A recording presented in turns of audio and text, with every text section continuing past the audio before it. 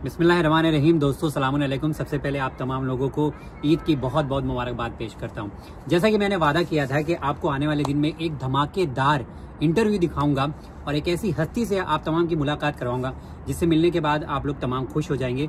चेहरा आप लोग देख रहे हैं लेकिन इनका नाम बता दूं, मेरे साथ मौजूद हैं ऐमन आमिर रिजवी। सलामुन अलैकुम। वालेकुम अस्सलाम। थोड़ा तेज बोलना पड़ेगा आपको। जी वालेकुम अस्सलाम और सबको बहुत बहुत ईद की मुबारकबाद। बहुत शुक्रिया। ऐमन के बारे में बता दूं, दुनिया को जिस चीज़ की सबसे ज़्यादा ज़रूरत है वो है पानी। पानी के ऊपर, पानी के बारे में रिसर्च कर रही हैं ऐमन।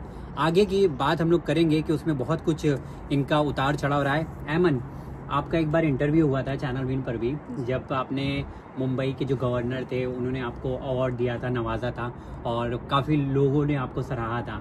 और आज हमारी मुलाकात ऐमन से ग्लासगो स्कॉटलैंड में हो रही है और वो यहाँ पर क्या कर रही हैं ऐमन बताइए, कैसे यहाँ पर आना हुआ आपका? जी जो मुझे थोड़ा तेज बोलना पड़ेगा, रिक्वेस्ट है आपसे। जो गवर्नर ऑफ महाराष्ट्र से मुझे गोल्ड मेडल हासिल हुआ था क्योंकि मैंने SNTT में एनालिटिकल केमिस्ट्री में मास्टर्स किया हुआ था और उसमें मैंने पूरा महाराष्ट्र टॉप किया था माशाल्लाह। तो उसके एवज मुझे यहाँ यूनिवर्सिटी ऑफ स्ट्रेथलाइट से स्कॉलरशिप ऑफर हुई और फिर अब मैंने यहाँ से PhD स्टार्ट किया। अल्हम्दुलिल्लाह मेरा 3rd ईयर ऑनगोइंग है और मेरा टॉपिक है development of novel solvents for the removal of potentially toxic elements from water और वेस्ट वाटर।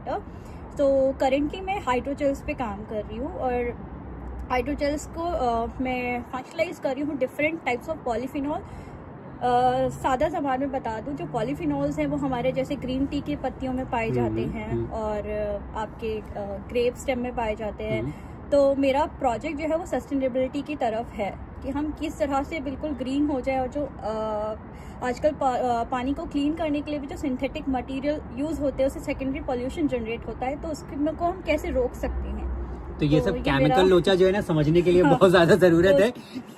तो मतलब ये कैसे, मतलब हम लोग हमेशा सोचते हैं ना कि PhD को चलो कुछ ऐसा करेंगे कि प्रोफेसर बन जाए इंसान या कुछ ऐसा पढ़ाई करे जो थ्योरेटिकल बहुत ज्यादा हो, पर आपका जो फॉर्मूला आप बता रही हैं पानी के ऊपर रिसर्च करना, ये आइडिया कहाँ से आपको आया कि नहीं मुझे करना है तो PhD इसमें ही करना है या रिसर्च इसमें ही करना है? ये आइडिया आई थिंक मुझे मेरे डैडी से आया है क्योंकि हम जब छोटे थे तो मेरे पापा का था कि जो नेचर की चीज़ें होती जैसे पानी को कम वेस्ट करो और पानी कितना हमारे लिए इम्पोर्टेंट होता है, तो वो छोटी छोटी चीज़ें कि पानी को ज़ाया नहीं होने देना है और जो पानी ज़ाया हो रहा है जैसे इंडस्ट्रियल डिस्चार्ज की वजह से, तो वहाँ से आई थिंक वो मेरे जहन में बैठा था कि जब मैं केमिस्ट्री में कुछ हासिल कर लूँगी तो इंशाल्लाह कुछ ऐसा करूँगी जो मैं अपनी सोसाइटी को दे पाऊँ अपनी तरफ से। अच्छा। तो ये वो है।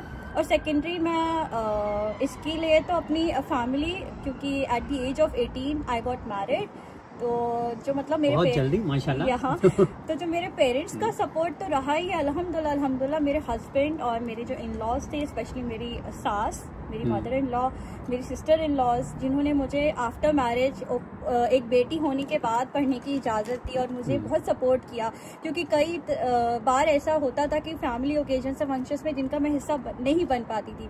और जैसा कि आप जानते हैं सोसाइटी में होता है कि छोटी बहू कहाँ है, तो मतलब वो मुझे कवर अप करने के लिए हमेशा रहते थे और उनको मेरा दिल से थैंक्स। ये तो बहुत अच्छी बात है कि आपने जैसे बोला कि आपकी पूरी ससुराल पूरा सपोर्ट की, और जो इसका शौहर है, हस्बैंड है, वो मेरा दोस्त है, आमिर नाम है, वो सपोर्ट नहीं करता तो मैं उससे बोलता कर दो।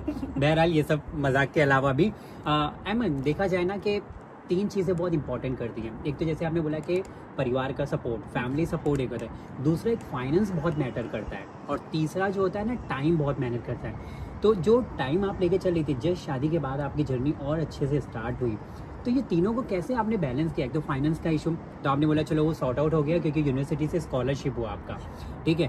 फैमिली आपने बोला तो फैमिली में आपने बताया कि हस्बैंड एंड फैमिली पूरा सपोर्टिव है। थर्ड चीज़ टाइम, वो बहुत मैटर करता है, उसके साथ आपने कैसे जंग जीती आपने? जी टाइम के हिसाब से भी I think most of the जो मेरा हो पाया है वो because of my family members. क्योंकि क्या शादी होती है उसके बाद टाइम नहीं मिलता आपको, तो वो कैसे आपने पढ़ाई वो आई थिंक उनके सपोर्ट के बिना नहीं हो पाता। जैसे कभी कभी मेरे बच्चों को मैं नहीं देख पाती थी, तो उस जगह पे मेरी सास हो गई या फिर मेरी ममा हो गया या फिर मेरी कोई ननद हो गई।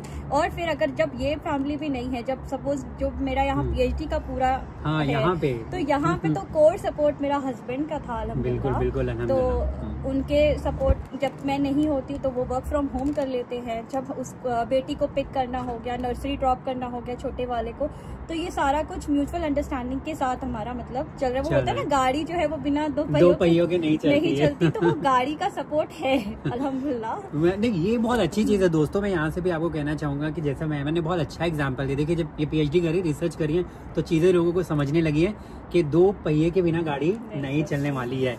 बहरहाल, तो ये चीजें तीनों आपकी अच्छी हो गई है। अभी और कितना साल लगेगा आपको PhD करने में? जी इंशाल्लाह 2027 में मेरी डिग्री कंप्लीट हो जाएगी जी। ओके, उसके बाद क्या प्लान है आगे, क्या सोच रही हैं आगे इंशाल्लाह मुझे पोस्ट डॉक करना है और उसके बाद मेरा इंडस्ट्री के साथ कुछ करने का सीन है। ओके एमन, ये जब आप PhD करने आए यहाँ पे, तो यहाँ पे जो होता है ना, जब माइग्रेट आप करते हैं तो बहुत सारे प्रॉब्लम होते हैं। चलो, एक हस्बैंड का सपोर्ट था, उसकी कोई स्टोरी, कोई कहानी जो आपको ऐसा लगे कि लोगों को इंस्पायर करेगी कि नहीं, आपको भी कदम हमेशा आगे बढ़ाना है, कभी पीछे नहीं हटना है।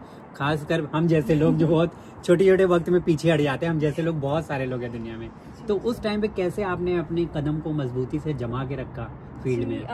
आई थिंक ये बिल्कुल सच है, क्योंकि जब हम आए थे तो हमने भी मतलब इनफैक्ट मैं तो वापस चली गई थी। मैंने क्विट कर दिया था कि मैं यहाँ PhD नहीं कर सकती, क्योंकि मुझे एक खौफ आ गया था कि यहाँ पे, क्योंकि इंडिया पे जब वहाँ पे मैं पढ़ रही थी, वहाँ पे मेरा मास्टर्स था, मेरी जॉब भी हुई थी, वहाँ पे मैंने PhD के लिए अप्लाई कर दिया था, थोड़ी जर्नी स्टार्ट हो गई थी वहाँ पे। लेकिन वहाँ पे एट दी एंड मेरे पास एक मम्मी पापा का, फैमिली, इन लॉज का सपोर्ट था, तो बच्चों की टेंशन नहीं था मुझे। लेकिन यहाँ पे क्या था कि बच्चों को कौन देखेगा, और फिर पता नहीं था, गारंटी नहीं थी आमिर को वर्क फ्रॉम होम मिलेगा नहीं मिलेगा, तो ये सारी चीज। लेकिन कहते हैं ना कि ऊपर वाले ने जब कोई अपॉर्चुनिटी दी होती है तो उसने आगे का भी इंतजाम करा होता है। तो वो बस है कि एक मजबूत इरादा बनाने की देर होती है और अल्लाह सब करवा देता है। तो फिर आप गई और वापस से कितने दिन के बाद आई?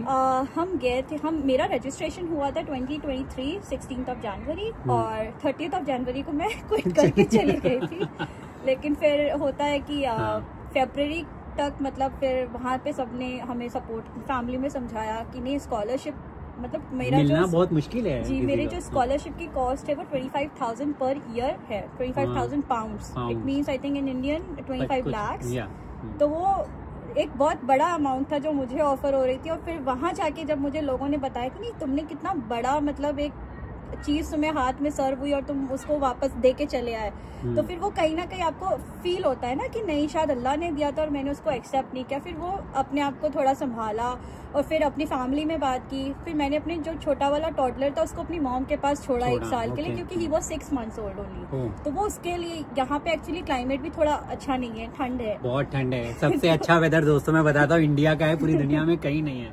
सीरियसली ये ठंडा है, और मतलब तो तुम्हारे लिए भी बहुत मुश्किल हुआ होगा ना एडजस्ट करना, क्योंकि मुंबई सिटी से आना जहाँ पे ठंडी नहीं पड़ती और फिर यहाँ पे तो अभी ठंडी एडजस्ट हो गई है अभी माशाल्लाह से, अल्हम्दुलिल्लाह सब सेटल है। अच्छा, आपने बोला आप 6 महीने का बच्चा था जब आप छोड़ के आई थी। मेरे ख्याल से ये सारी चीजें अगर फैमिली नहीं होती है तो शायद करना बहुत मुश्किल होता है।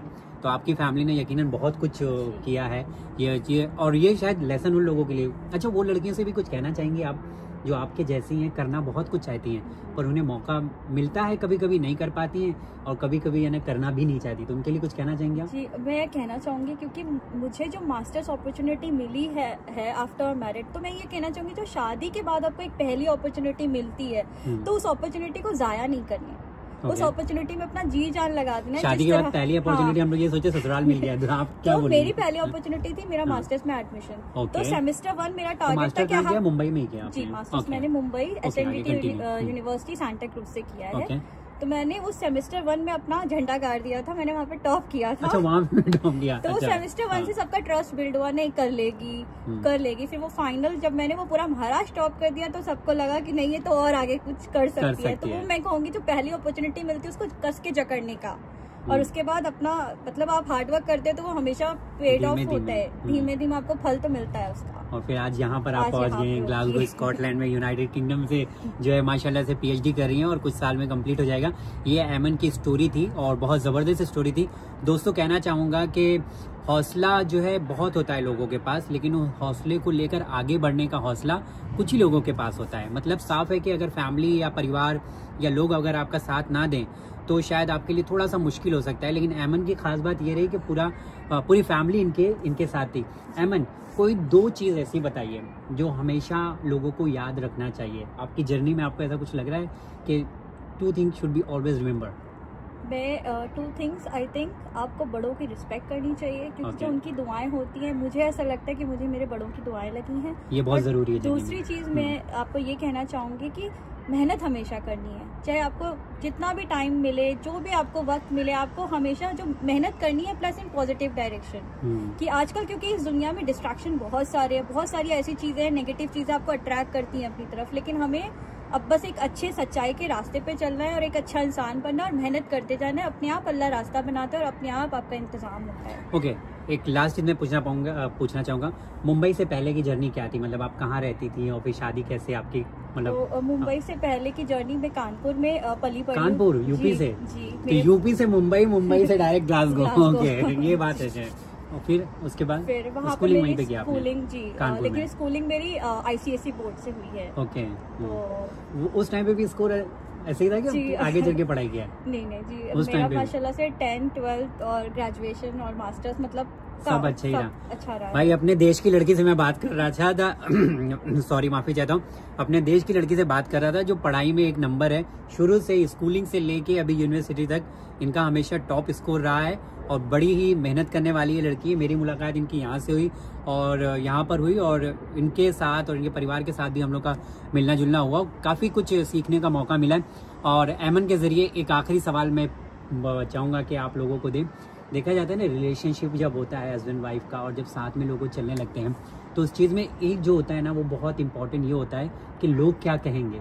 तो लोगों का कहना कैसा था? परिवार को छोड़ दो, परिवार का तो आपने बता दिया कि और लोगों का, आपके दोस्तों का या आपके उधर का इधर का, उन लोगों का कहना कैसा था? कि क्योंकि होता है ना कि जा रहे हैं, क्या पता कर पाएंगे कि नहीं कर पाएंगे, इतना बड़ा फैसला है और बच्चे छोड़ के गए, फिर बच्चे भी आ गए तो धीमे धीमे चीजें बेहतर होने लगी, तो वहाँ पे क्या कहना है? कुछ होता है ना, जैसे 50% लोग आपके सपोर्ट में होते हैं, 50% कहेंगे नहीं हो पाएगा। तो क्या डिमोटिवेट आप हो जाती थी उस टाइम पे? होती थी, मतलब अब नहीं होती, अब मजबूत हो गई है। जो मैंने बोला ना, जो बेटर हाफ होता है, मतलब हम जब ग्रुप में बैठते थे तो 4 लोग प्लस पॉजिटिव चीजें कहते थे, 4 लोग निगेटिव, लेकिन जब हम एज ए हस्बैंड वाइफ आपस में वो डिस्कस करते थे तो वो सबडी हो जाता था, सब न्यूट्रल हो जाता था और फिर हम एकदम डिटर्मिन हो जाते थे, नहीं हमने जो डिसाइड किया है हम उसी पे रहेंगे और आगे बढ़ेंगे। तो हमने बस एक दूसरे का हाथ पकड़ा और यहाँ आ गए। चलिए, तो इसी तरह से बहुत सारे लोग हैं दुनिया में जिससे एक दूसरे का हाथ पकड़ के आगे बढ़ने की जरूरत है। ऐमन, ऐसे तो बहुत कुछ है बात करने के लिए, इंशाल्लाह फिर कभी मौका मिलेगा तो डिटेल में आप लोगों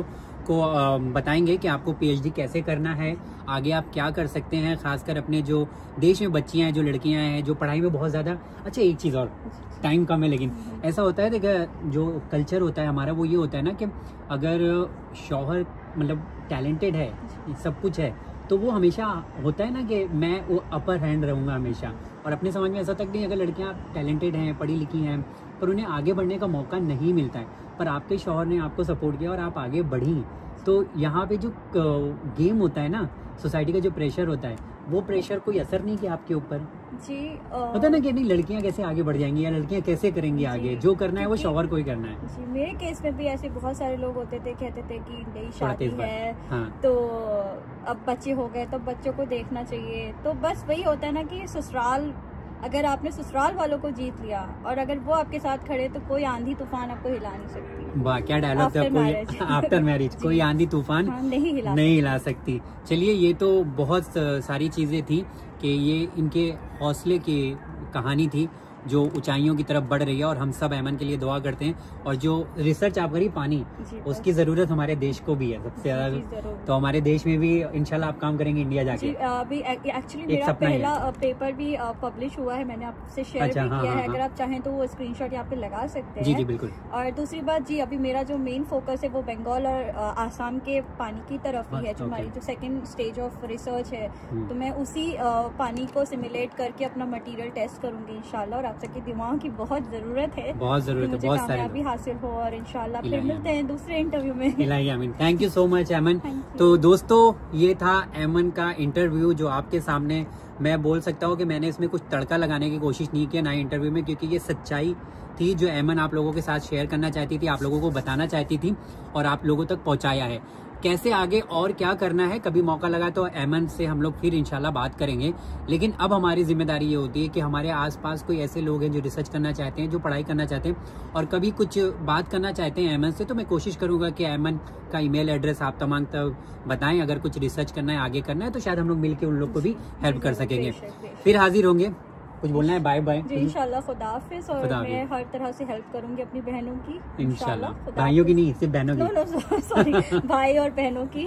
ओके, ऐसा ना हो कि मैं लड़की हूँ तो नहीं, मुझे जो हो सकेगा करूंगी। Of course I am a female, तो I will support them first, but no ways like I'll support both of them, like my brothers as well as my sisters. So thank you. ये मजाक के अलावा पता है, चलो support करेंगे। Okay guys, उम्मीद करता हूँ कि आपको ये इंटरव्यू आज का बहुत पसंद आया होगा।